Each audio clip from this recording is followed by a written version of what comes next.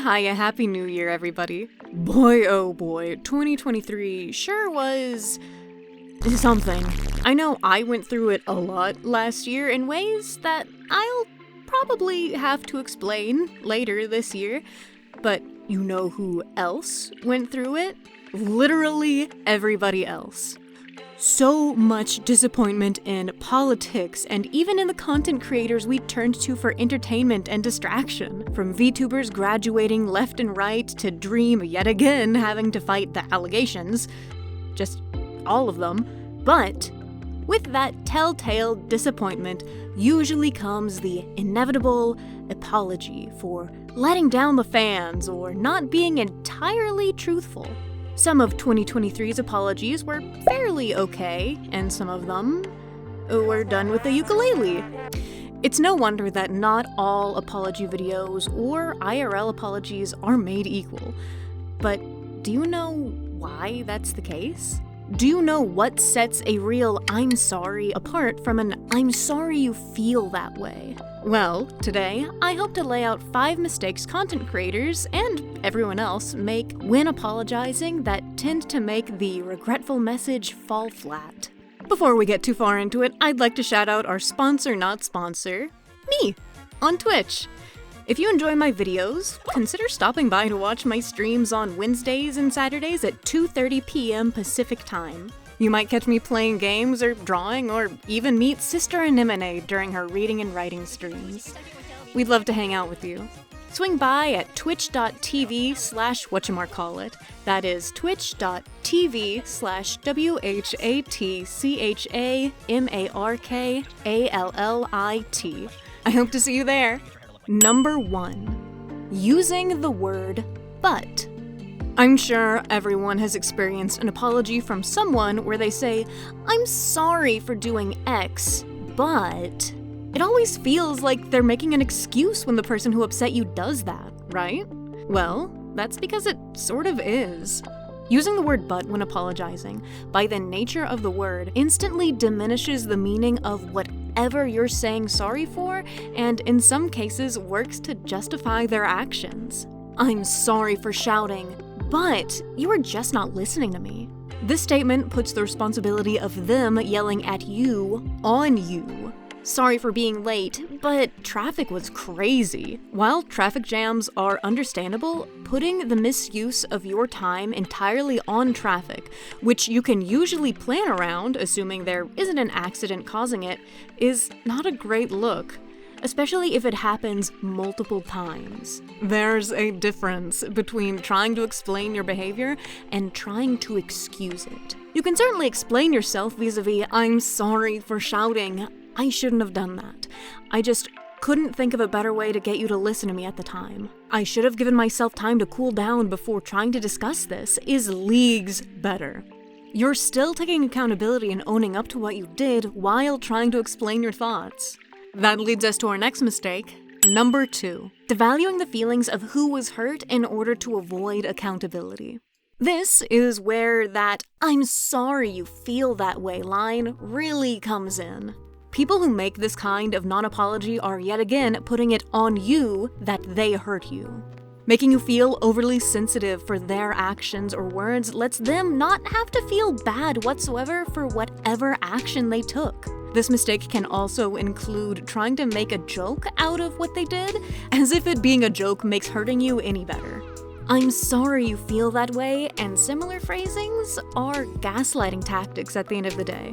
Psychology Today says about this type of statement, the premise behind them is to deflect, pretend to apologize, and ultimately win the disagreement merely by placing blame back on the individual or group making the initial concern.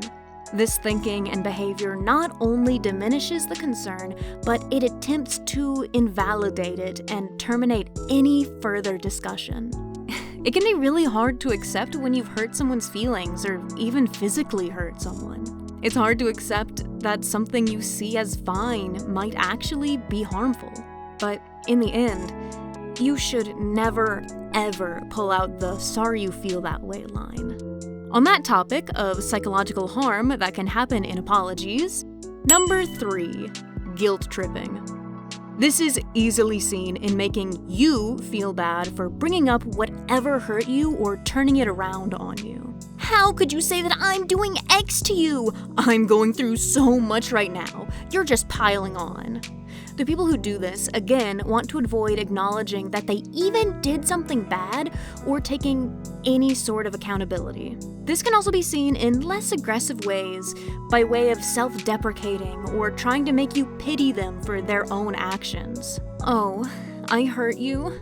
You must hate me now. No, you do hate me, I know it. I don't deserve to live, I'm scum of the earth. You know how James Somerton's apology talked about his mental state being a reason for his delayed response to his poor actions right at the start?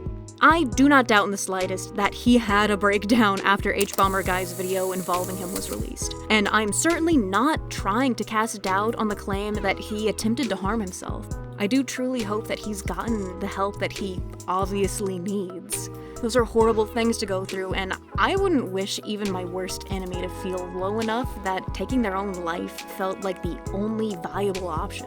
When adding that information at the start of an apology for stealing and spreading harmful narratives to thousands of viewers, however, it becomes a bit of a trickier subject. It does not belong as the opener to an apology. Perhaps he could mention it after taking accountability for whatever he wanted to apologize for, but when placed at the beginning, it comes off as an attempt at guilt-tripping you into forgetting his plagiarism and gay incel views.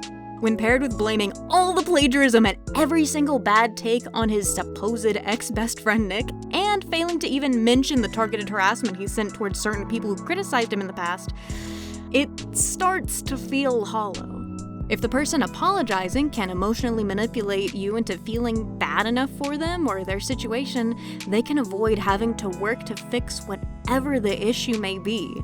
They can get you to coddle them and placate their emotional state instead. Where you initially are the person who has the right to feel hurt, it ends up that you are the one who has to make them feel better. A lot of the time, in my experience, if you keep pressing the issue and refuse to give in to this tactic, the person turns to anger at you for having the audacity to call them on it. Number 4. Overall, lessening what they did. A lot of this is saying things like, it wasn't that bad, or it's not as bad as what other people have done. Teenagers and mentally immature people, I find, make this mistake a lot. Oh, I said something that made you uncomfortable? Well, it's not like I called you a slur. I hurt your feelings? Okay, but did you die though? As a form of doubling down on their idea, you see similar excuses brought up in a lot of influencer apologies and statements.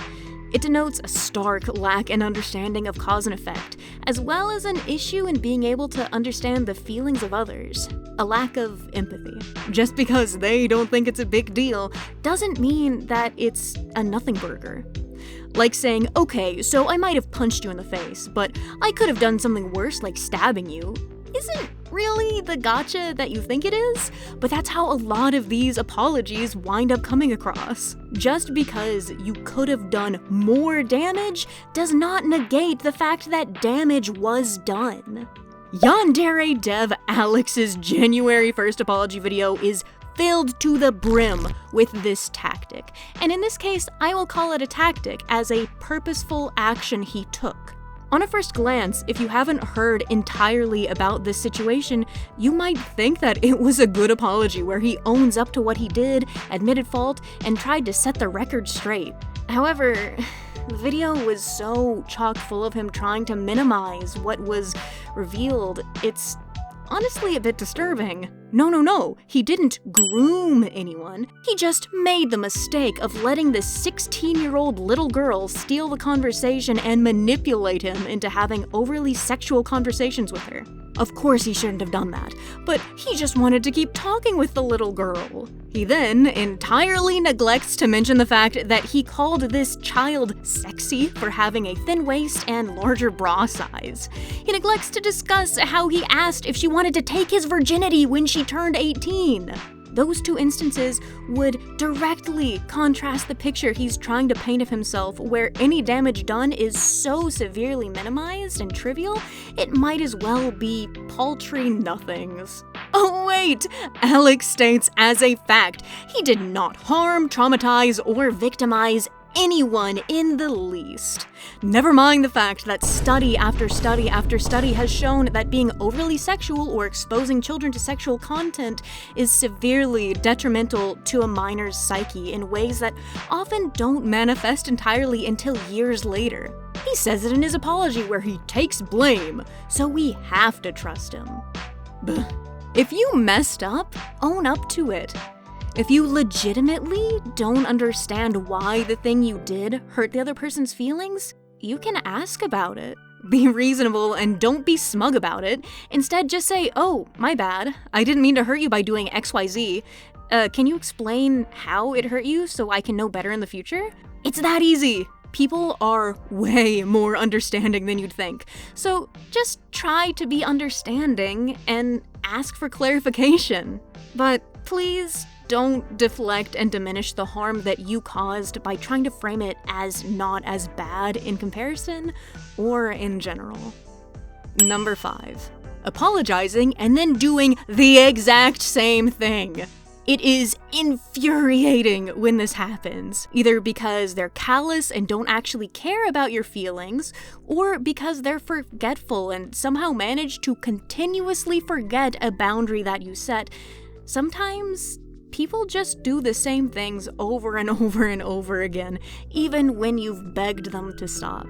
Eventually, you will reach a breaking point, and it won't be pretty. They may say something like, "Well, I'm trying to be better, but you're not giving me a chance," which, again, puts the blame for their actions on you. But hold your ground. I had to deal with someone doing this exact thing to me last year. I have a medically diagnosed stress disorder where my body makes the wrong level of cortisol, the stress hormone. So my body tends to react to any stressful situation, no matter how small, as if it were a life or death situation. It's not great, but I've learned coping mechanisms for how to deal with it. One of those being to stay away from drama that doesn't really involve me. This one woman would, against my requests, consistently come into my DMs to personally tell me about drama that either had nothing to do with me or was only very tangentially related to me. Such as, "This person you did a commission for did XYZ. I'm not their friend. I don't know what you want me to do about it." She would also come to me to shit-talk people that she'd had minor issues with, which I also told her I had no interest in. It got to where, in one situation, she was trying to force me to act as a messenger between her and these other people who had blocked her. Apparently, she has a bit of a reputation within our old shared community for doing that. I would ask so many times for her to please respect this one boundary I set with her, and every time she would respond with, ... fine. Which should have had me block her after the first time because that's whack, but I wanted to not cause issues and I wanted to try to be nice. Never sacrifice yourself for someone who doesn't respect you as a human being, though. On the 6th freaking time of having to do this song and dance with her, I finally had to block her for my own peace of mind. She took the liberty of using a alt account to message me literally a "sorry you feel that way, I will be blocking you on all of my accounts," and tried getting a mutual friend of ours to get me to delete a commission I'd drawn for her. But that was it. You need to hear people out when they tell you about a consistent issue, because if you continue repeating your mistakes, it'll just get to a point where nobody wants to talk to you. Bonus number 6, ignoring the issue entirely or not apologizing. Sometimes people just refuse to apologize, even when they are entirely in the wrong. Don't do this. If someone tells you about an issue they have with your behavior, and it's not, something you can't change and not even an issue vis-a-vis your race, sexuality, a speech impediment, having a medical condition, it's important to at least try and hear them out. So, after all this talk of bad apologies and mistakes people make when apologizing, why don't we mix things up a little bit? Let us quickly go over how to construct a good apology. Some things only need a quick, noted, sorry about that, won't happen again. But for when things require a much more thorough apology, consider this step-by-step guide. First, admit fault. Acknowledge what you did, or at least how it made them feel. Let them know that you hear what they're saying and understand that you did them wrong. Second, perhaps explain your reasoning or what the intent behind what you did was. Was it a mistake made out of callousness? Was it something you didn't even know would upset them? Was it something that was entirely out of your control? Don't try to excuse the behavior, but you can explain why you did what you did if it's appropriate. Third, and most importantly, sincerely say sorry for the damage that was caused. Let them know how regretful you are for what happened. Be specific about what you're sorry for. Don't just make a generalization. Fourth, ask what you can do to make it better. Do they want to talk it out? Do they want you to do something to make it up to them? Do they just want you to leave them alone for a while? Whatever it is, as long as it's within reason and not to your physical detriment, try and do it for them. Fifth and finally, make an active effort to not repeat the mistake. History may repeat itself, but you don't have to. Learn from your mistakes and try not to make them more than once. As humans, it's inevitable that we'll clash with even our best of friends. It's important that whenever it happens, we know how to best move onward from it. Small mistakes can snowball into friendship-ending situations if not handled in the proper way. But even the worst muck-ups can be recovered from with the proper apologies and changed behavior. You're not an evil person if you accidentally do the same thing twice that hurts someone. But as they say, once is an accident, twice is a coincidence, and 3 times is intentional. Just do your best, okay? Thank you so much for watching. I'm still in shock that we not only reached 1K subscribers on here, but that we made it all the way to 1,300 and counting. That's like actually incredible. I truly appreciate your support. That was the best present I could have asked for. Thank you so much to my wondabulous Patreon supporters. I'm only able to make this content because you guys are there for me. So really, thank you. At our brother, sibling, sister tier, we have Viri, Miss Mercurial, and Minnow. At our mommies, daddies, and guardians tier, we have Mary, Isabel Marks, and Kiryu. Thank you, mommies and daddies. And at our gods, goddesses, and deities tier, we have gods and punks. Thank you again, everybody, for a wonderful 2023 of content creation, and I'm really looking forward to this 2024 that we get to share with each other. Like the video if you liked it, subscribe, it means a lot, and I hope you have a scrapdangulous day. Bye-bye!